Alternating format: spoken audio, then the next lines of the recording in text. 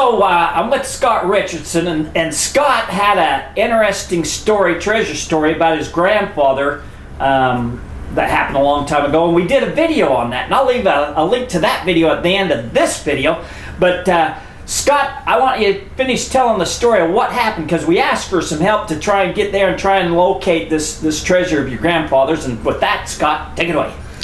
All right, so the first thing I want to say is, if you have like a family history like we did of a lost silver mine or a lost treasure or something like that, what you need to do is, Terry Carter is the man who can connect you with somebody who can make it happen, or at least have an amazing adventure, and even if you almost die like happened to me, you'll probably still come back alive. At least I did. So now Terry gets so many emails and phone calls from would-be people who want his help in finding these treasures that he has actually said, I can give my email address, you email me, I will vet your request, and if it passes me, then I will put you together with Terry. Well, that sounds great to me, because I get so many emails, so many phone calls, so many texts, and I work so many hours that I just don't have time to get to them all. So that really works. So here goes. And if he wants to throw my email down there, he can too. But I'm going to tell you what it is. It's Scott, S-C-O-T-T, and then there's 3 words, free, F-R-E-E, injury, I-N-J-U-R-Y, advice, A-D-V-I-C-E.com. And if this is a side, if you ever get in a car accident, you email that email address, and we'll take care of you. Now, there you go. But anyway, back to the main story. So I'm serious, though. If you have a situation, you have a family history, a map, whatever it is, send me whatever information you want to share. And if it looks good, I'm going to put you together with Terry, and he will find the guy that will be your lucky guy. So here's what he did. He put me together with a guy, and he said, Scott, I think this might be the only guy in the United States who can help you find that lost silver mine in Mexico. And I was a little skeptical. I was like, yeah, whatever. But I talked to him, and oh my gosh, he wasn't joking. And I'll tell you the guy's name. It's Paul Bowman. And Paul has helped several people find lost mines in Mexico. In fact, in the very canyon where our lost silver mine was.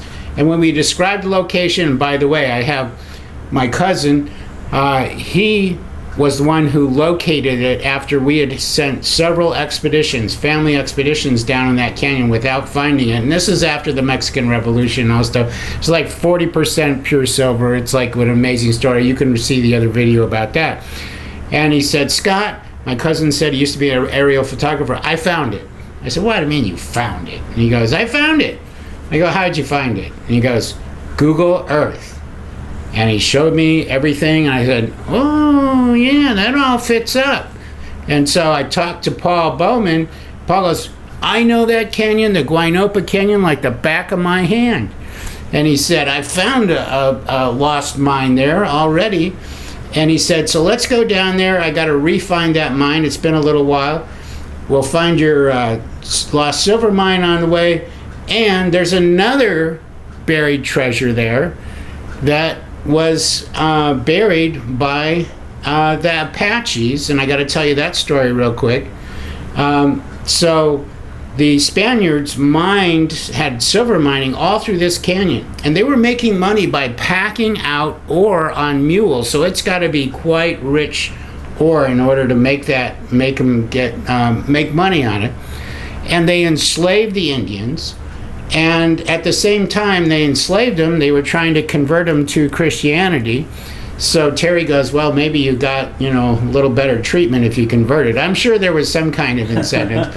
And but for some strange reason, the Apaches didn't like, their Spanish overlords. They were, working them to death, literally. So they decided, you know what, we've had enough of this. We're in the middle of nowhere. We're going to go ahead and get rid of our slave masters. They did tell their Christianized brethren, they said, look, you want to stay out of the way, because we're going to burn it all down and kill them.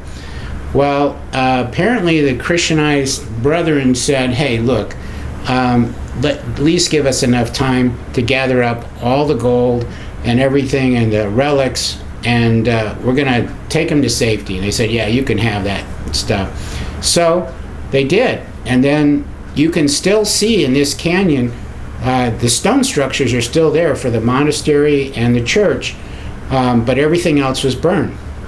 Well, there was a Bishop, Clough, who had a vision, not once, not twice, but 3 times, and he saw what happened to the relics and the gold. And he saw that the Christianized Indians took that and buried it nearby. Of course, I'm not going to tell you where in this video. But if you email me, no, I'm just kidding. And so we were going with metal detectors to go right there, and we thought there was a pretty good chance that we were going to get not 1 treasure, not 2, but 3 on one trip. So anyway, I'll tell you what happened to the one in the monastery right now. We got close. Oh, I got to tell you something. So Paul Bowman tells us, I said, hey, wait a second. I think all the mountains are infested with, narco-trafficantes and all this stuff. And he goes, oh, no. They haven't been there since 85, 86. And, price of marijuana went down. It's too remote.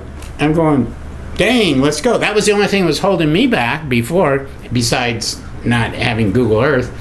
And so anyway, I said, let's go. I didn't even tell my wife who I was going with or where I was going because I knew she wouldn't be real happy. And so we took off, and Paul Bowman had been down the canyon several times. He goes, hey, we'll be down and back in 8 hours. You don't need to take extra water, food, just come on. And so, yeah, my brother's a survival guy, and he's grimacing, so he knows what happens. And by the way, Paul's a great guy, but if he ever tells you, it's 8 hours, whatever, take extra food, take extra water. And we didn't even have any bedding for overnight.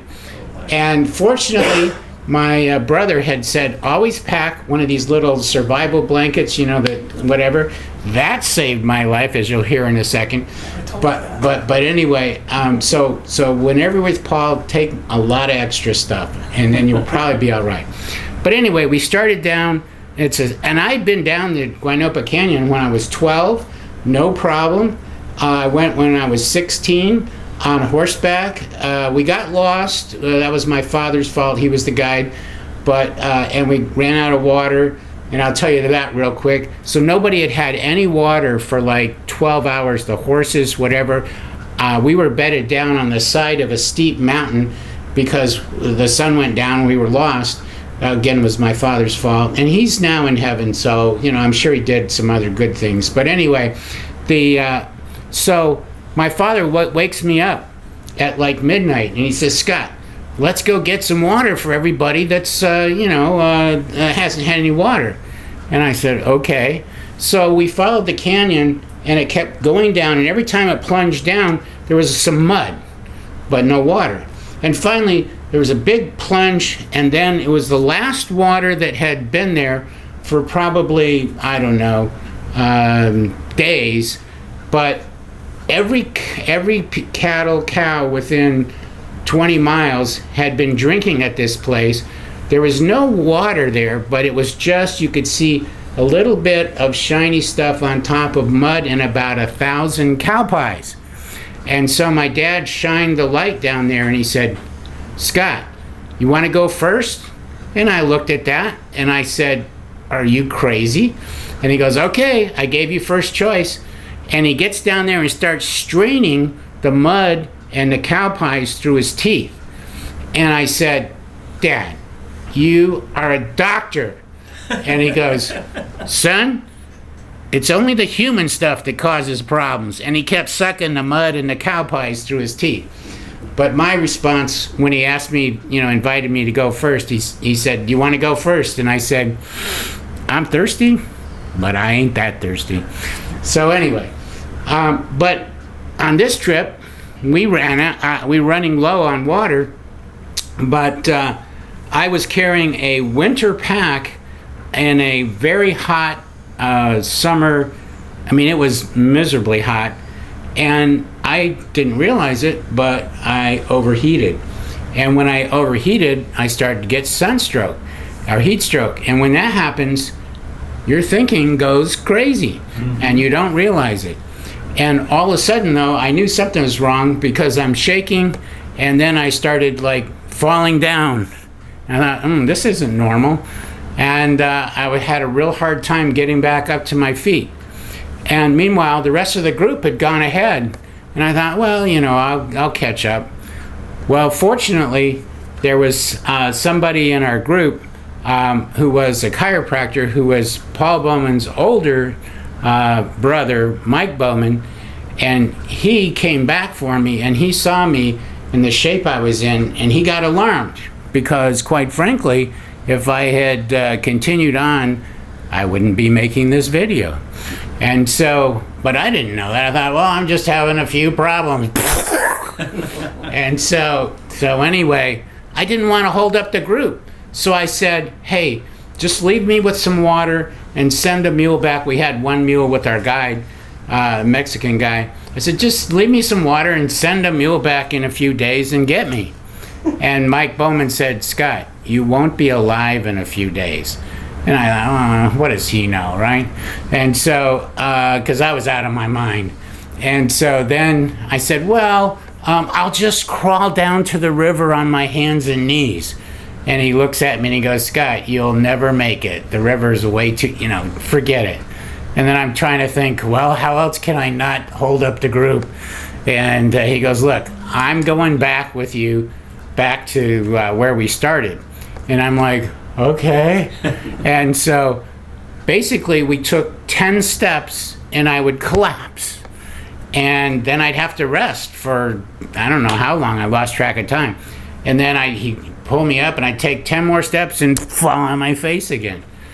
It takes a long time to cover ground at that rate. And so anyway, it had only taken us 8 hours to get down that point. It took us 2 days to get back to where we started.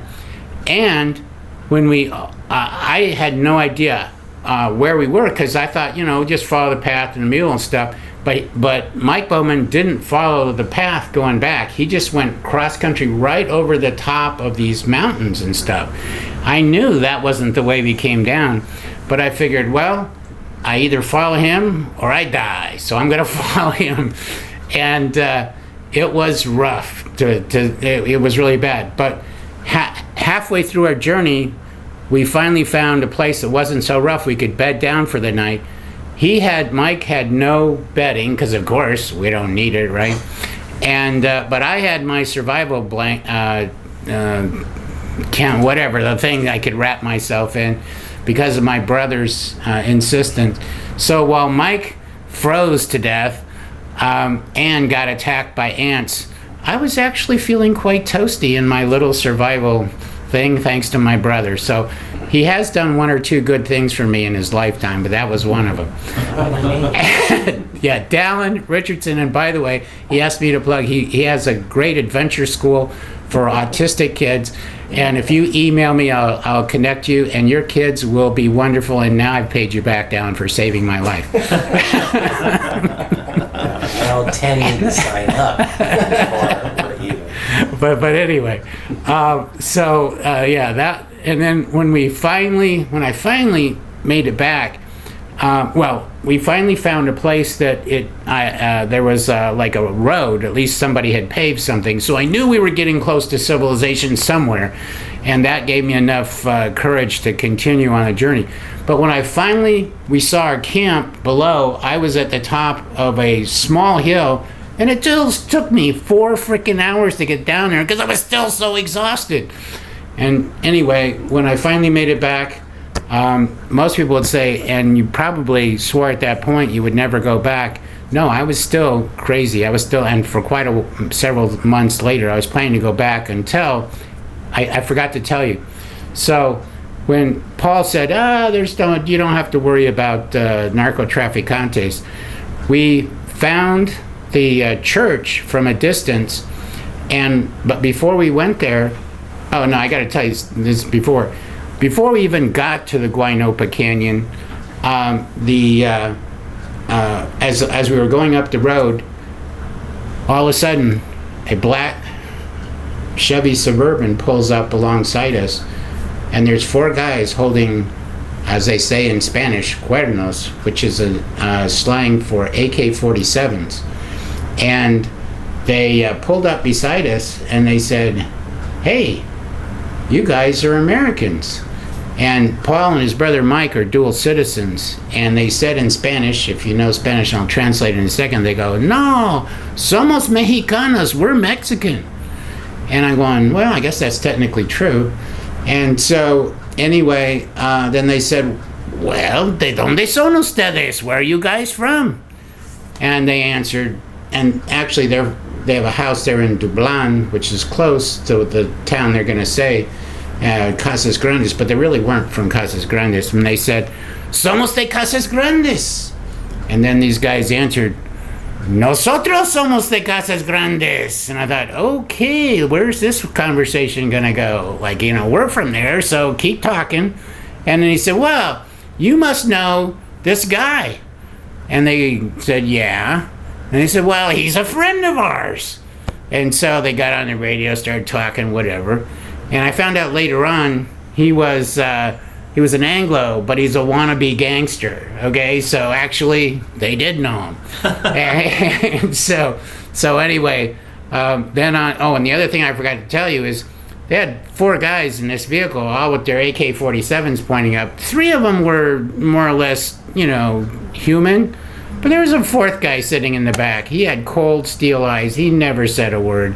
Trust me, that guy would have shot you through the eyes, and there was no feeling, let's put it that way, no human feeling coming from him. So we were very glad that he did not get involved in anything we did. But anyway, on the radio, they said, they talking blah blah blah blah, and then they said, "Here's the rules. You didn't see us, we didn't see you. We radioed ahead. You won't run into any of our guys up there. We've cleared the way for you." And we're thinking, well, that's very nice, because and the other thing is, we didn't say we're there looking for treasure. I can't remember what our Paul said, but I know if he'd mentioned that my fingers and my toes and my testicles could have been at risk. So I'm glad we didn't talk about that. But anyway, so when we finally got there, and we saw up above where the church was. I actually didn't make it to the church because I had to turn around and save my own life. But they saw that there was a field above the church where they were growing marijuana, and it was heavily patrolled by guys with AK-47s. That is the gun of choice. But anyway, so we decided, it's probably, and by the way, you could see down to exactly where the church was. And they said, it's probably not worth our lives to go check it out right now. So the relics are still there, as far as I know. And if you want to be part of the expedition next time, email me. And if you want to finance the expedition next time, if you email me, I'll give you my cell phone number. So anyway, but there's a lot of really cool stuff to be had there. Or if you just have interest in other treasures or whatever, I mean, there's so much. If you get with Paul Bowman, in fact, I text him right now before this, and I said, where are you? And he says, I'm getting gold in Mexico right now. And he sent me, photos of the gold. It looks like they're, the, what do you call it, placer mining? Anyway, so there's a lot of exciting stuff down there. I definitely recommend you go with somebody who knows what they're doing, because we had more adventures too on the way back. Our axle broke. We're stranded in the middle of nowhere, and so Paul says, well, I'll hike back to the nearest town, which is a long ways away. We just about ran out of food and water again before we got rescued by this little kid on a motorbike. And So the other thing is, if you're with Paul, besides taking extra food, extra water, the survival blankets and stuff, take a sat phone, okay? That way, if you get stranded in the middle of nowhere, you won't have to wait for a little kid on a motorbike to save your life. And that's the end of my story. So I got to ask you though, real quick. Yeah. So you're even after all that, the Yeah, well, I know what you're drug saying. traffickers, Yeah. and you'd still be willing to go back down there and everything? Well, I did at the time when I was still kind of under the influence of my heat stroke, okay? But when I talked to Paul a little bit later, he told me, he says, yeah, Scott, so not only about all that, what I just mentioned, but he said he was looking for another treasure on another road back there, and he came around the corner, and all of a sudden they got surrounded by, there's two main groups that are fighting, La Linea and whatever it is down there. And they got surrounded, guns drawn, and they were ready to pull the trigger. And they go, excuse us, we just, what's going on? Well, they had driven up right after a big shootout that they didn't know about. And the guys on this side thought that Paul and everybody was with the enemies, the bad guys. The other. And he goes, no, we don't know anything about it. We're just here. And so anyway, they finally convinced them that they weren't part of it and let him go. And then when I heard that story, Terry, I go, you know what? I think my wife is right. I'm not going back there. So I know another guy who has some treasure stories, some good evidences and things of something in kind of that area, not exactly, but kind of that same area. But he will not go back there because of that exact situation. You just don't know him. So my advice to your friend and anybody in that situation is, let's get a ironclad written contract up, and then you can delegate or hire Paul and some other people to go find it for you. And then if they get killed, hey, that's just a risk of doing business. Paul, man, it was nice knowing you. Well, so far he's managed to talk his way out of a lot of situations. Paul knows a lot with a lot of people down there. And That's right. He's a good talker. Yeah. That's right. So that's why I thought he'd be a good fit for you, because he was from that area. He knew that area. He's perfect. Just remember, take extra food, take extra water, and you'll be fine.